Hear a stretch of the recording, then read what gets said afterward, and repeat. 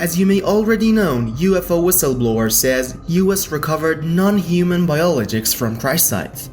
If you believe we have crashed craft, stated earlier, do we have the bodies of the pilots who piloted this craft?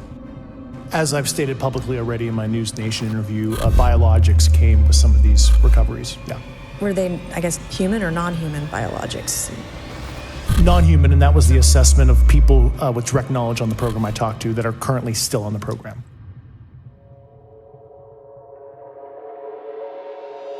And since the conditions of survival in space and other planets are not as normal and favorable as the conditions of the Earth, you may have this question: what are the unique characteristics of these non-human biologics that can live in space?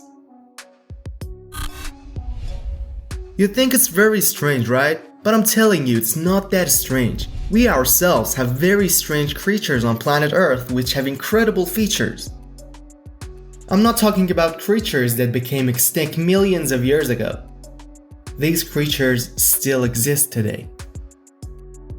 In 2007, as part of the European Space Agency's mission, these creatures were taken into space with astronauts, tested, and then returned to Earth. These creatures survived even in the vacuum of space. But what is this creature?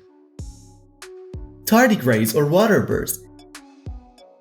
These creatures have barrel-shaped bodies with 4 pairs of legs ending in claws or suction cups. Now the question is, what makes tardigrades exceptional?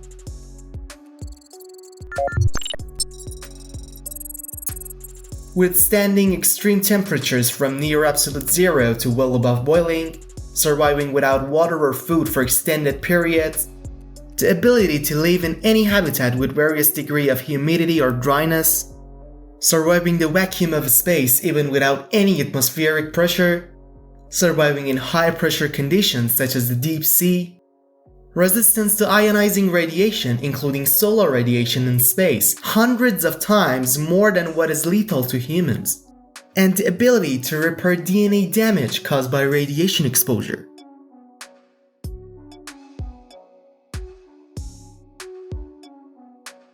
The first recorded observation of tardigrades was made by German zoologist Johann August Ephraim Gotze in 1773. He referred to them as kleine Wasserbier, which means little water bird due to their appearance.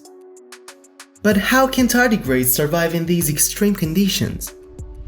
As a result of evolution, tardigrades have benefited from a protective protein that protects their DNA from harmful effects. This protein physically attaches to DNA and protects it. If you like this video, I should tell you that we have a video on our channel about a microorganism that can feed on your brain. You can watch it after you subscribe.